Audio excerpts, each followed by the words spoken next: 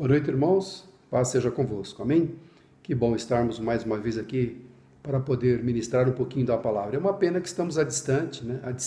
Eu gostaria muito de estar aí na classe, podendo olhar olho no olho, mas infelizmente esse momento a gente tem que se adaptar.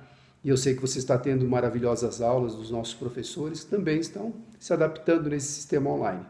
E nós vamos agora orar, pedir ao Senhor que nos fale conosco nesta noite, e que você possa realmente ser grandemente usado para a glória do Senhor. Curva a sua cabeça nesse instante. Pai amado, Deus poderoso, mais uma vez te agradecemos pela oportunidade que temos, ó Deus, de aprendermos um pouquinho mais da tua palavra. E agora fala conosco através do teu Espírito Santo, para que possamos, de fato, Senhor, colocar em prática aquilo que o Senhor quer e espera de cada um de nós. Abençoe cada aluno que está assistindo essas aulas, que possa tirar bom proveito e ser útil para o seu ministério, a nossa oração, e usa-me agora para a glória do teu nome, eu te peço em nome de Jesus. Amém. Então, a última aula que nós tivemos foi sobre a chamada de Abraão. Você tem aí no seu gráfico todo o relato, desde a chamada de Abraão, Isaac e Jacó. Os três foram peregrinos na terra aonde Deus havia prometido, uma terra que manava leite e mel. Mas só a quarta geração de Abraão é que vai tomar posse dessa terra. E nós sabemos também que Deus chamou Abraão de um lugar bastante idólatra, que era uma cidade extremamente adiantada, extremamente avançada, mas extremamente idólatra. Era Ur dos Caldeus. E nessa terra, Deus olhou para alguém e viu alguém pelo qual ele pôde formar de uma pessoa uma família, mais tarde uma grande nação. Então Abraão preencheu esses requisitos de ser obediente. E ele tinha um relacionamento muito grande naquela cidade. A arqueologia nos relata que foram encontrados documentos, trechos de contratos entre Abraão e Hammurabi, que era o rei de Ur dos Caldeus. Então, Ur dos Caldeus era uma cidade extremamente adiantada, sabiam extrair raízes quadradas, e eles poderiam e aplicavam isto na construção. Eles tinham casas extremamente estucadas, casas com acabamento, sistema de drenagem. Então, eles tinham uma cultura que, de fato, era um lugar adiantado para a sua época. E Abraão morava ali. Ele não era qualquer um, como nós falamos na última aula, ele era alguém muito especial, muito inteligente e muito influente para ter um relacionamento direto com o rei Hammurabi. E Deus chama Abraão exatamente deste lugar para fazer uma aliança com Abraão. É a chamada de Abraão. Sai da tua terra e da tua parentela, vai para um lugar que eu te mandar e lá eu vou te fazer uma grande nação. Então Abraão tinha muita coisa a perder. Se nós pensássemos assim, Abraão não tinha nada que perder, ele morava num lugar onde de fato só tinha idólatras e Deus chamou ele para ir para uma terra distante, eu largo tudo que eu tenho aqui porque eu não tenho nada aqui mesmo e vou, seja o que Deus quiser. Mas não foi isso. Ele tinha muita coisa ali, muitos relacionamentos comerciais e era uma pessoa de bem, influente e rico. Mas ele larga tudo aquilo, vai com toda a sua família para a terra onde Deus havia o chamado. E lá ele vai ser peregrino, na terra de Canaã. Terra de Canaã ainda não é aquela terra que mana leite e mel, eram pequenas aldeias, pequenos vilarejos, onde os cananeus habitavam ali.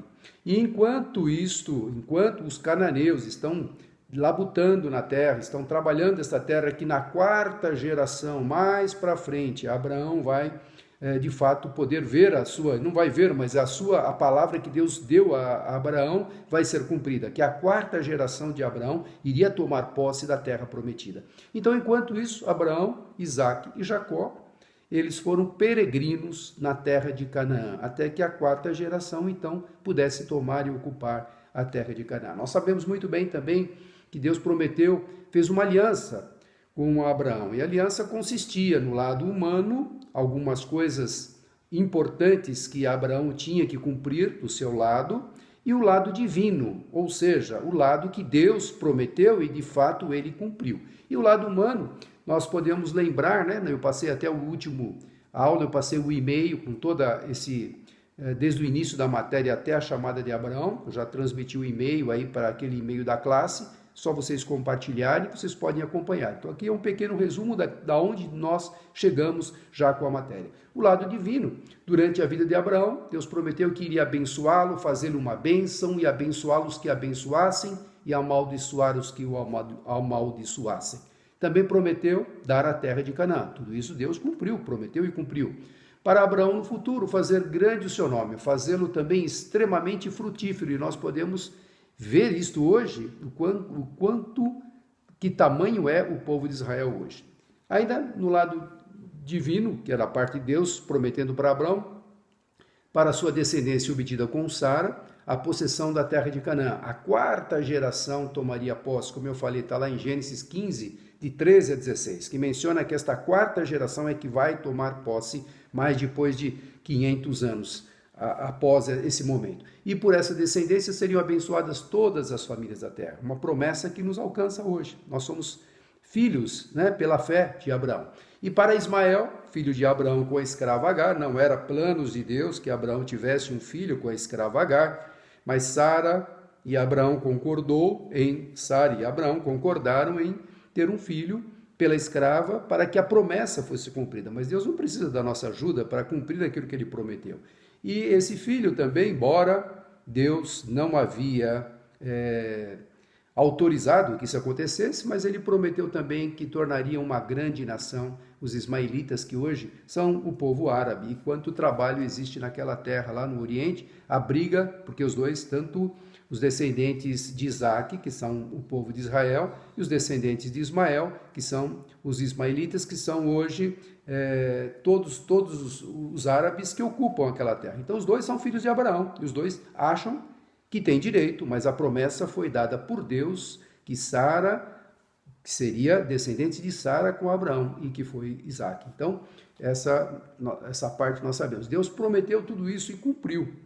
E o lado humano, o lado das obrigações que Deus exigiu de Abraão, primeiro era a separação. Sai da tua terra e da tua parentela e vai para aquele lugar que eu te mandar. E Abraão cumpriu. De fato, ele saiu de Ur dos Caldeus e habitou na terra de Canaã, foi peregrino na terra de Canaã. Não só ele, seus descendentes, Isaac e Jacó, também foram peregrinos, até que a quarta geração pudesse tomar a terra, a posse da terra por herança, terra que mana leite e mel.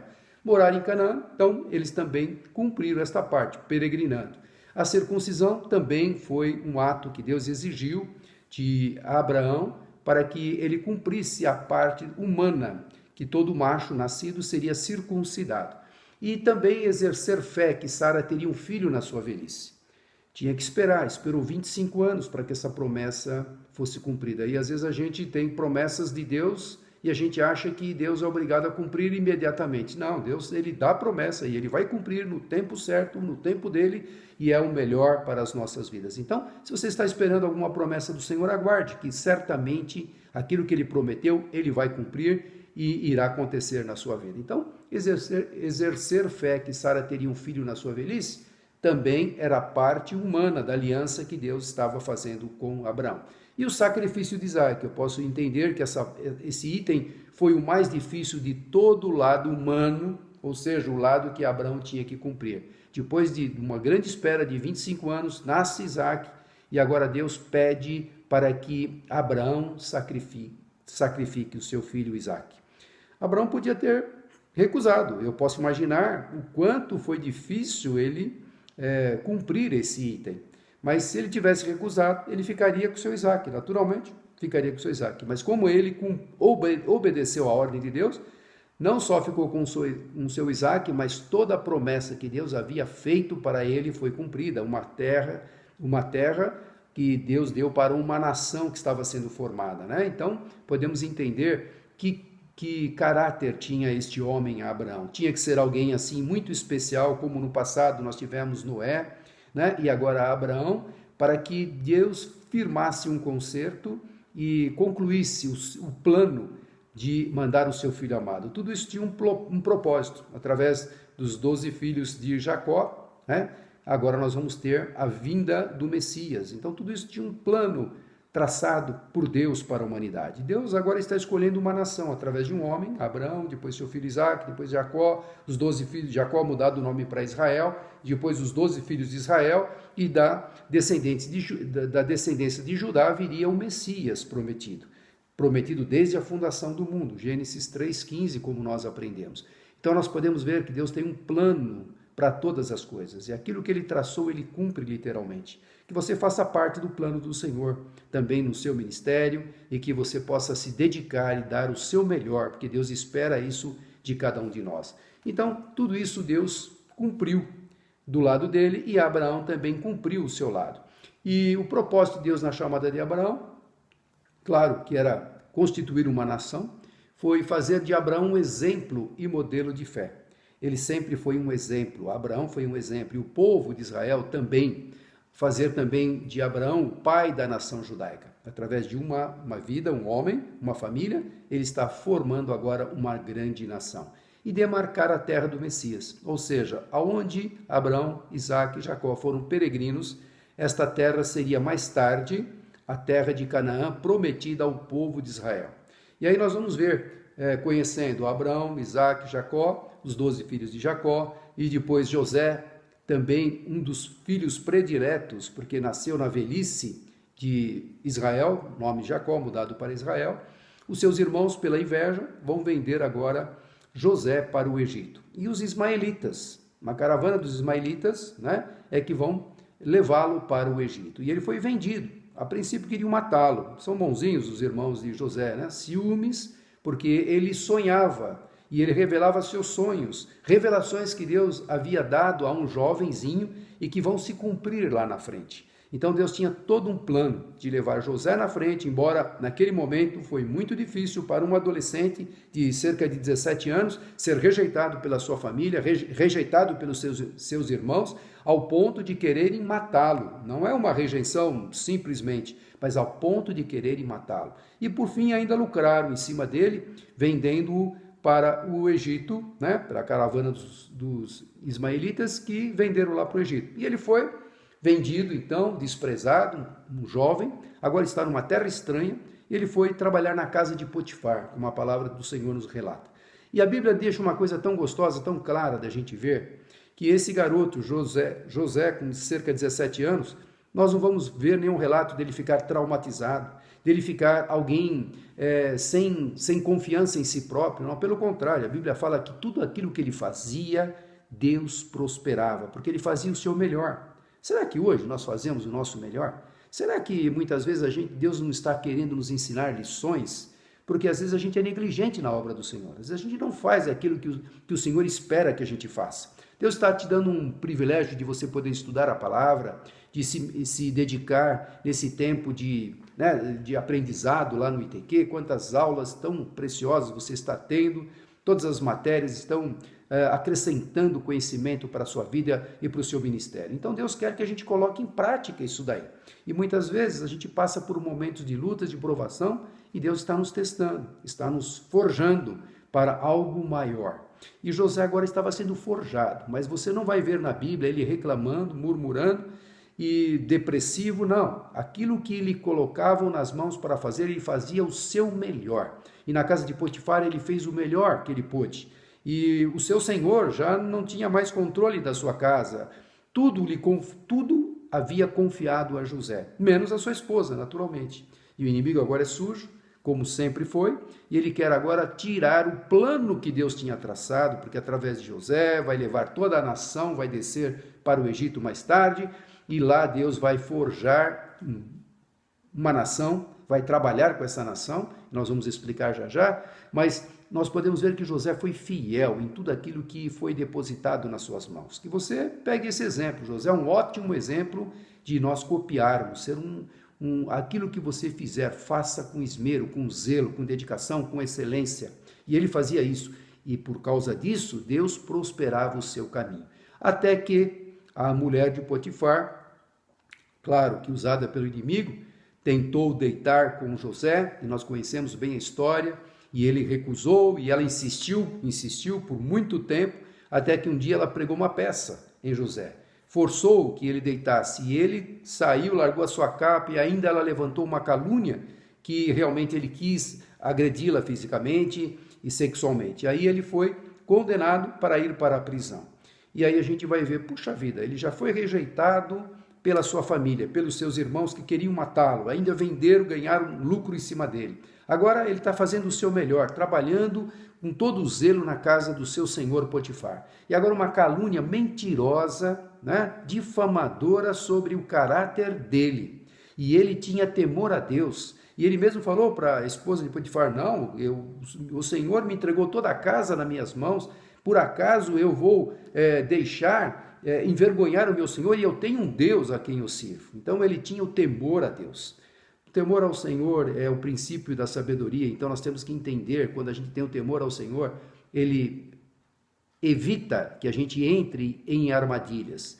E José, pelo fato de ser íntegro, correto, Deus estava forjando ali o caráter, porque ele vai ser um grande governador, mas ele foi caluniado.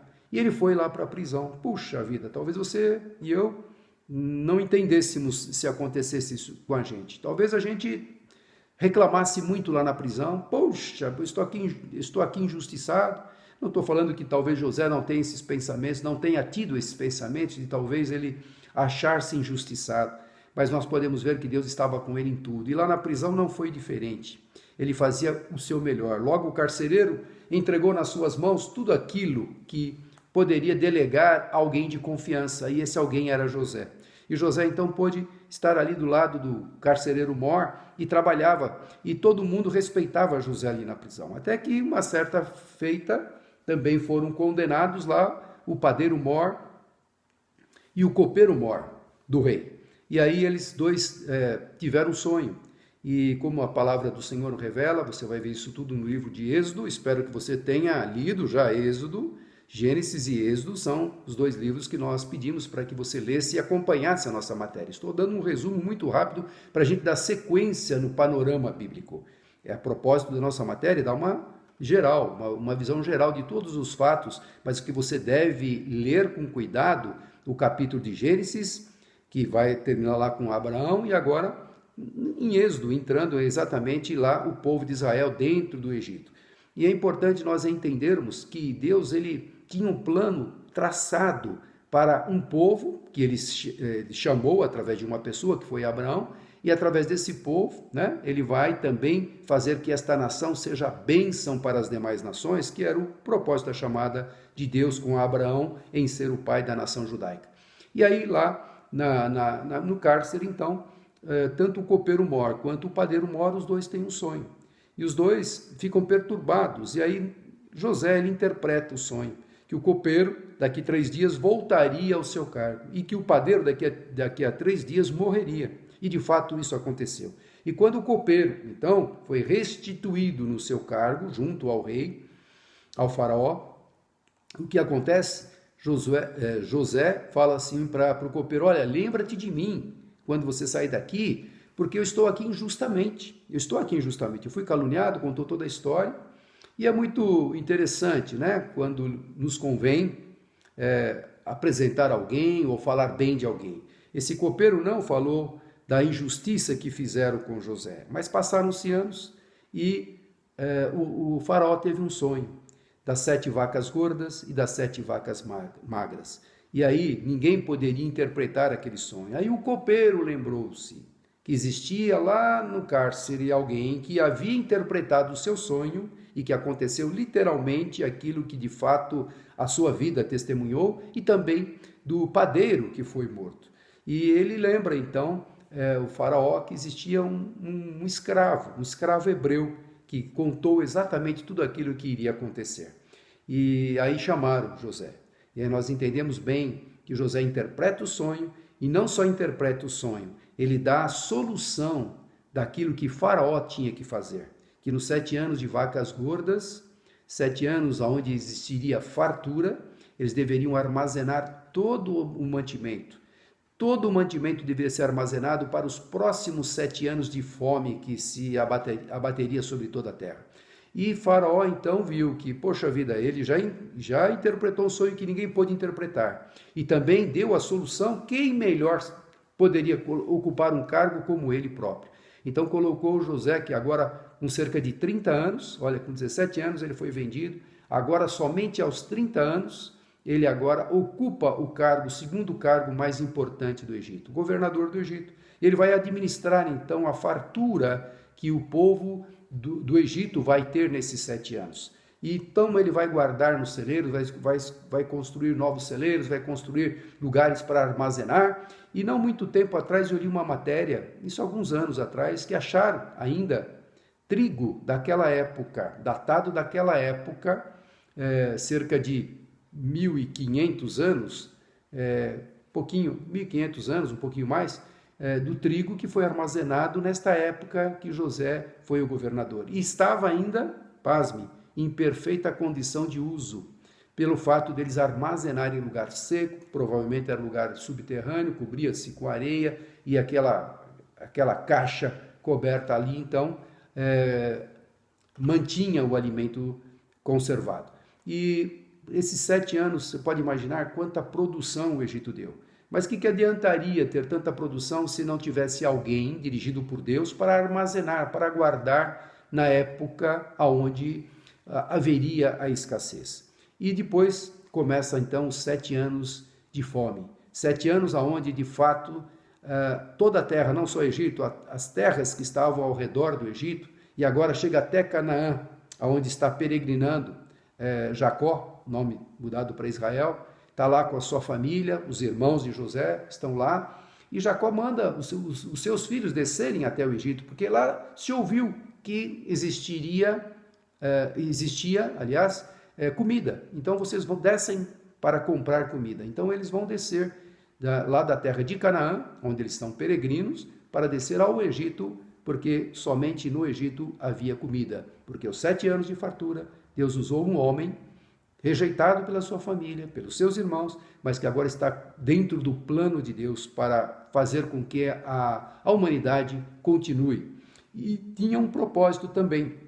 Através de José agora, a sua família vai descer para o Egito. Nós entendemos muito bem, você vai lembrar bem dessa história quando você ler com cuidado, vai ver que os seus irmãos não o conheceram, e depois havia um intérprete entre José e seus irmãos, claro que ele falava a língua egípcia, e ele, naturalmente, que conheceu seus irmãos, imagina, ele trajado como governador, quem dos seus irmãos poderia imaginar que aquele garotinho, 17 anos atrás, agora, já passaram-se cerca de 18, 19 anos, que agora é um homem feito e é um líder de toda essa nação, e é ele que nós vamos ter que tratar para que ele venda alimento para nós. Então, jamais poderia imaginar que aquele garoto rejeitado agora estava em poder de liderança e de poder fazer com que a fome deles cessasse, através da comida que eles estariam ali para comprar. E José conhece os seus irmãos. E aí nós entendemos bem da história,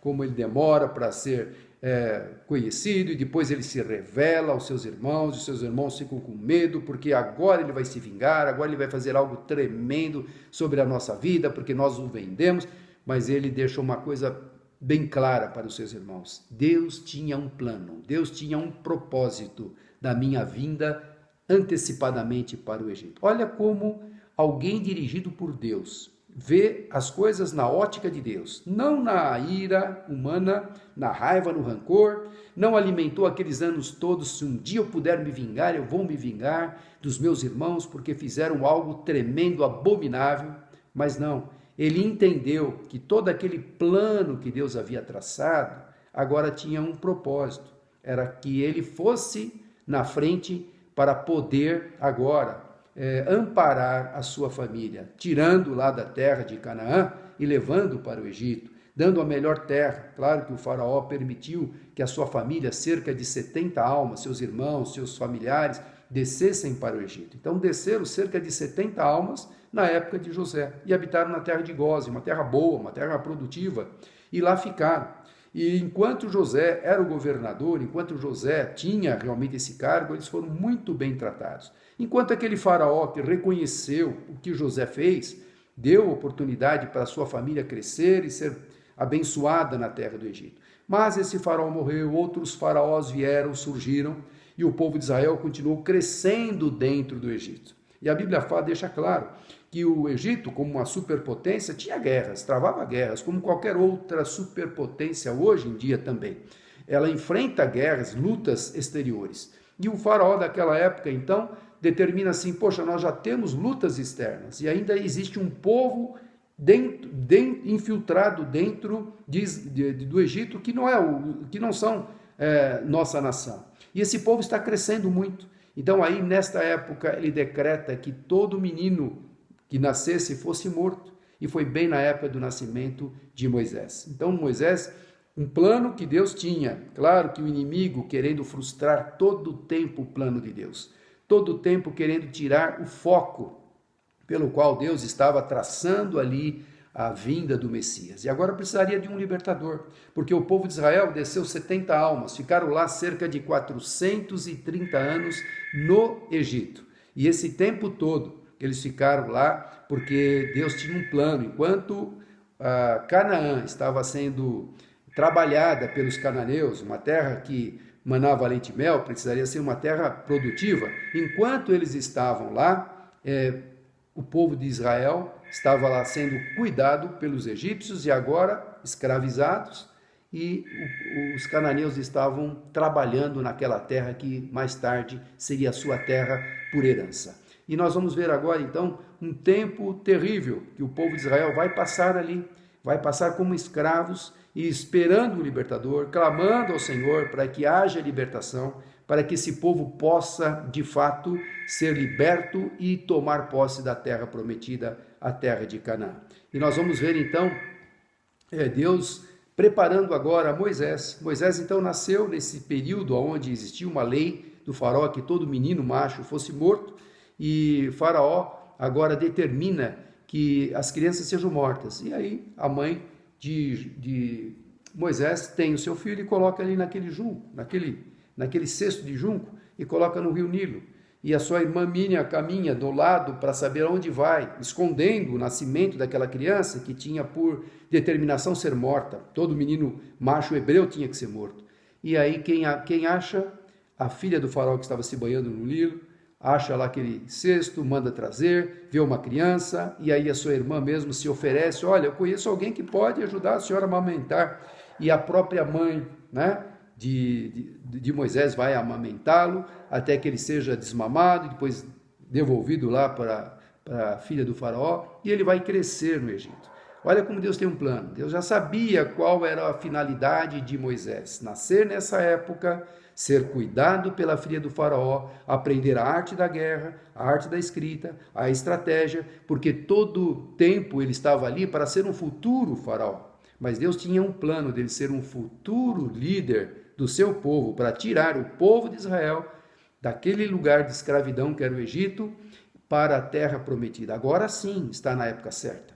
A quarta geração agora vai sair com Moisés rumo à terra prometida. É sobre isso que nós vamos estar falando na próxima aula, que eu quero gravar com você, para que a gente dê sequência. Então eles ficaram lá 430 anos na terra do Egito, até agora que Moisés já é um homem adulto e ele vai então ser levantado por Deus para libertar esse povo. Mas tem um porém, e ele vai ter que ser ausentado ali por mais 40 anos. Ele, querendo fazer justiça, ele acaba matando um egípcio.